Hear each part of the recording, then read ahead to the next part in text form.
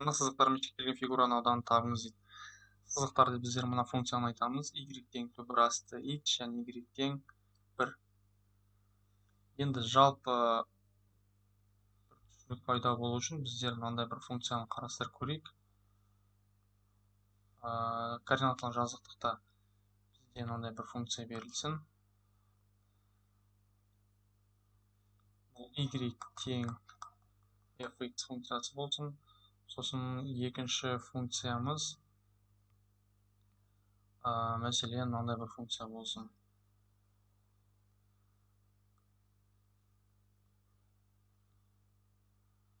Ол y тең gx функциясы болсын.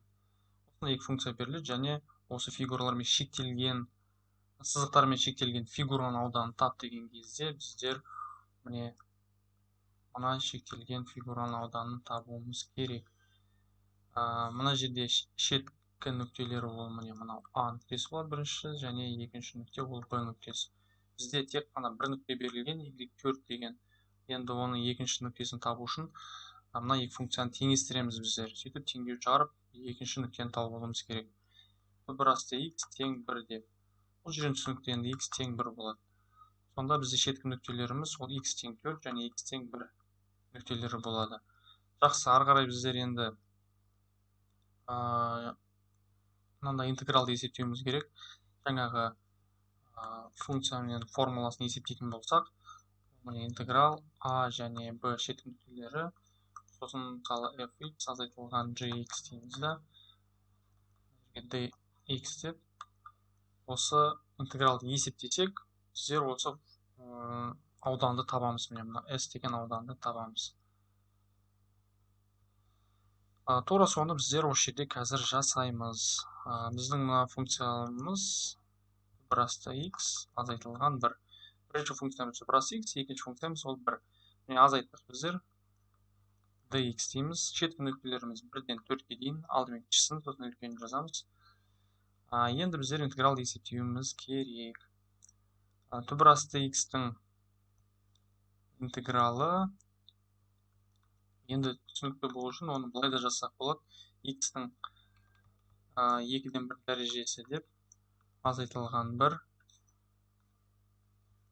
dx 1-ден 4-ке дейін деп тең. Енді алғашқы функциясы оның x-тің 2-ден 1 дәрежесіне қосамыз 1-ді және тура осы дәрежеге бөлеміз. Және 1-дің алғашқы функциясы ол x болады. Интегралды есептеп болғаннан кейін біздер шеткі нүктелерін былай қоямыз. 1-ден 4-ке дейін деп. Төменнен жалғастырайық. Мынау дәрежелерін есептей салайық.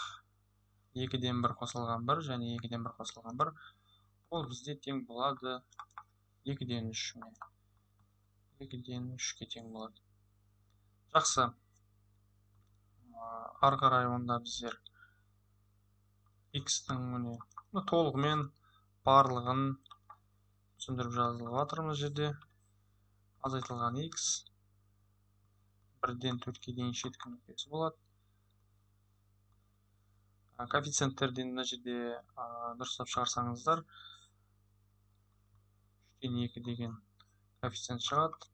Мына дәреже ол бізде түбір болып кетеді.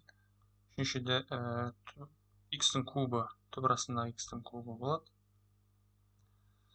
Азайтылған x болды. Осының енді біздер мына шеткі нүктелерді қойып есептеуіміз керек. Алдымен 4-ті қоямыз, сосын 1-ді қоямыз. 4-ті қоятын болсақ 3-ден 2, түбір астында 4-тің кубы азайтылған 4 болады. Ол 1. 4-ті қойдық x-тің орнына. Мына жерге және мына жерге. Ары қарай азайтамыз. Екінші жақша енді 1-ді қоямыз барлық жерге. 3-ден 2, түбір астында 1-дің кубы азайтылған 1 болады. Болды. Енді осыны біздер есептеп шығуымыз керек.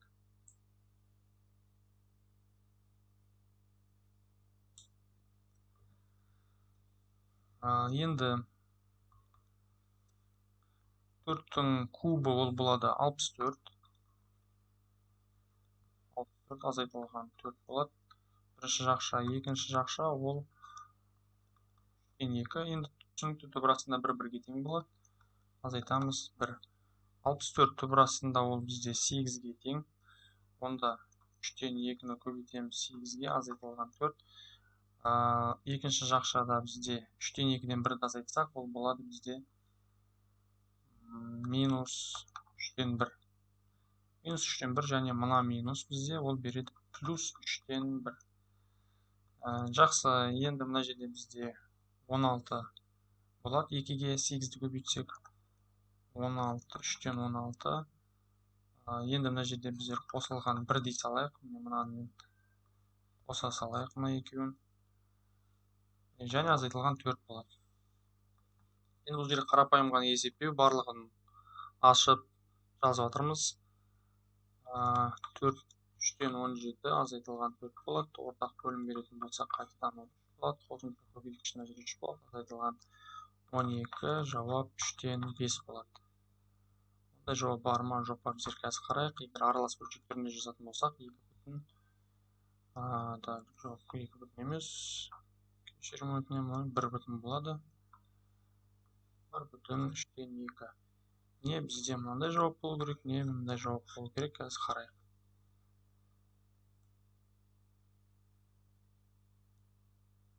3-тен 5 деген жауап бар, міне G. 1 бүтін 3-тен 2 дегенде жауап бар екен.